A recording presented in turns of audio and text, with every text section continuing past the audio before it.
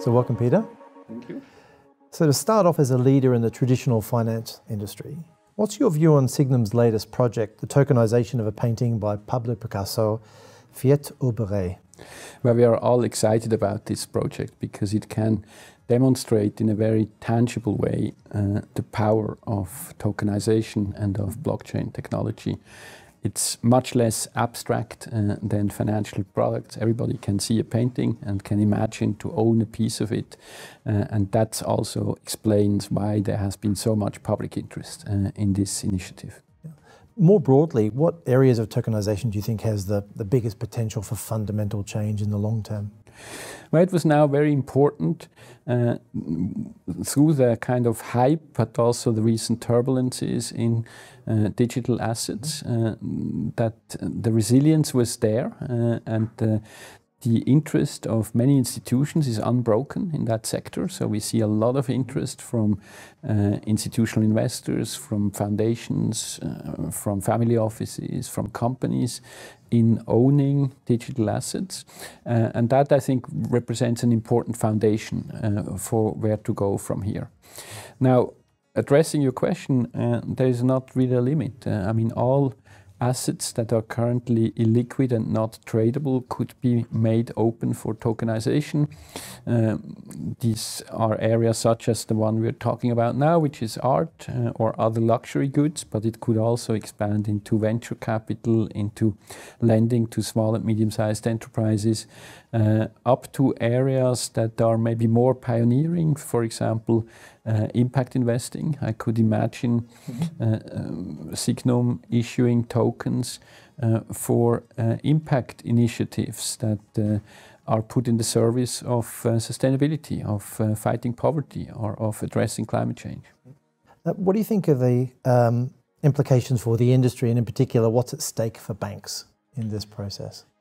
Well, it is obviously a technology and an approach with a lot of disruption potential, both for active disruption as well as for passive disruption. Banks have been declared dead many times, so I don't believe that traditional banks will disappear in 3 years. That will not happen, but it's very clear, and we see it from our daily work, that banks see this trend. They are challenged by it. Many are embarking on it. Sygnum is in contact with a lot of smaller banks who want to provide access to digital assets for their clients. Also, large global banks are very interested and are figuring out whether they want to engage themselves or whether they want to work with partners.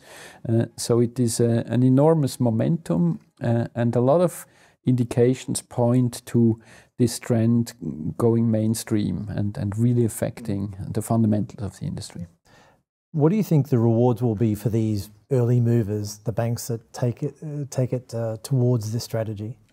Well, it's too early to say who will be the winners and who will be the losers. It is obviously an enormously dynamic field. I mean, if we just look at what has happened in DeFi, decentralized finance, in the recent 12 to 18 months, where essentially a new industry of several dozens of billions of market cap has been created newly.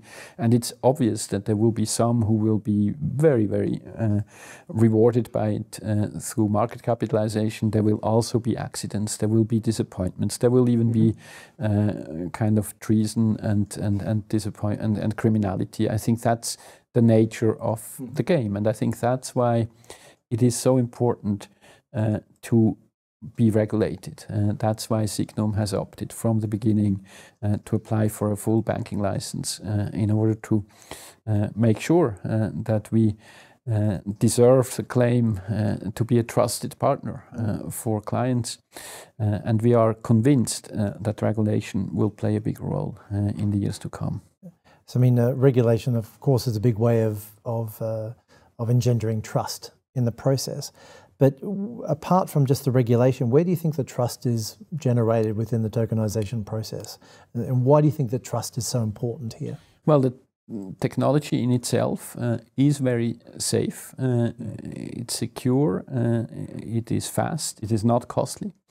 and inexpensive. And so by itself, technology is very powerful, but I think it needs to be explained. And that means, obviously, it needs to be translated by institutions to clients in order to gain trust. And I think there, institutions such as Sygnum that operate in a way as bridge builders between the more traditional world in the sense of stability, reliable processes, reputation, partnerships with established brands, while at the same time being in the new world with its products, with its people, its talent base, is a tremendous asset. I mean, following on to your point about regulations, many people feel that the industry is in the hands of the regulators. I mean, if you put yourself in their shoes, what do you think is their greatest concern or challenge with this development?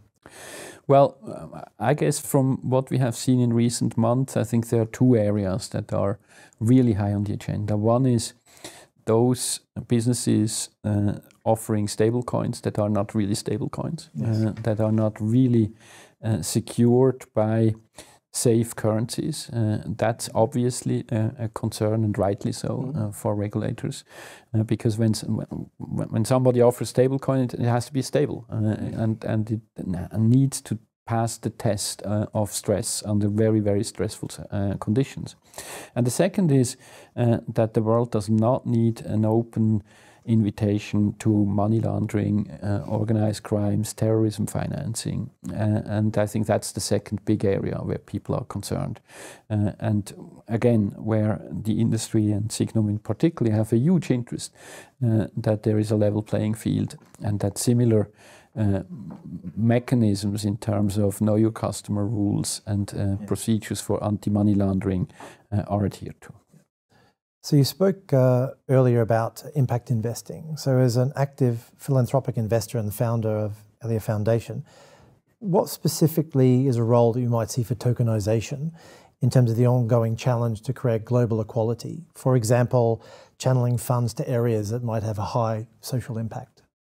Well, on one hand, it's making areas and regions and countries bankable that are not bankable today. I mean, a few states have introduced bitcoins as legal tender because nobody trusts their own currency, and that is a trend that could eventually be followed.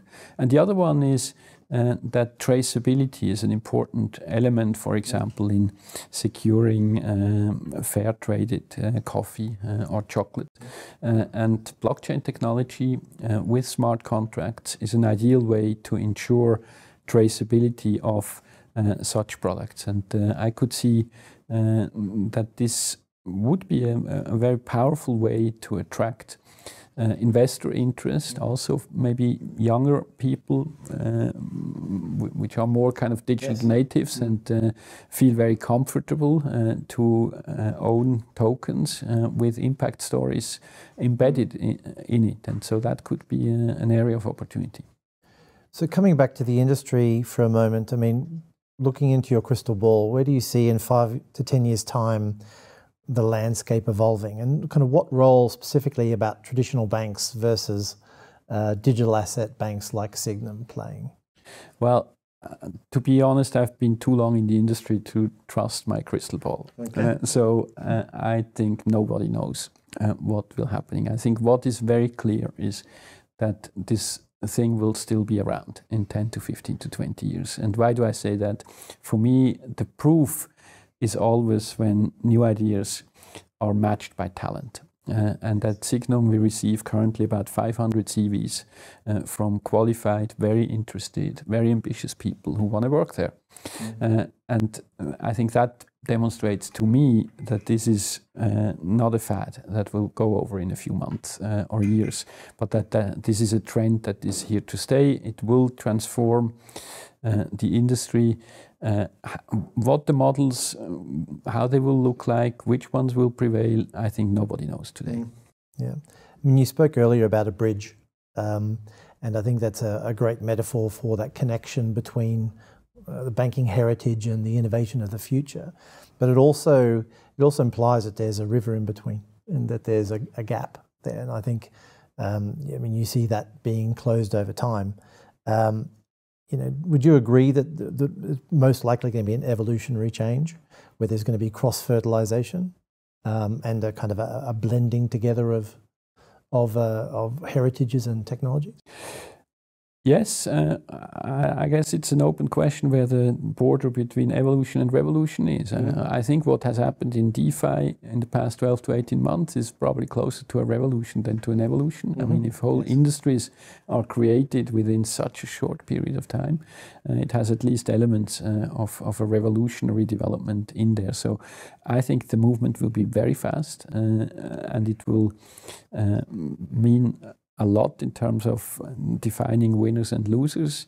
And I think people today, and that's widely recognized, cannot ignore the trend. That's why we see so much interest, for example, also by traditional banks, because their clients are demanding it. They want a bank, a partner who knows, is knowledgeable about it. And so in that sense, it will be a very fast evolution.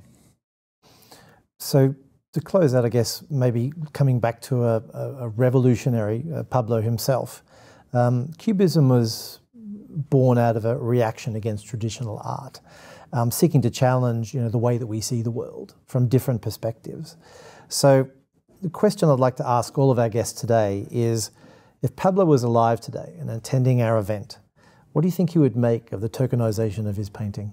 Well, he would be thrilled because Pablo Picasso obviously was one of the most creative and imaginative personalities of the last century. But he also was very engaged and quite frankly, commercially astute individual. Yes. And we all know his Dove of Peace, which we invented at the occasion of the World Peace Conference in 1948 in Paris. And that was a large part of his brand. And my guess is when he would attend our session, he would probably propose a Dove of Peace token. So thank you, Peter, very much for your time. It's been a very enjoyable conversation as always. Thank you.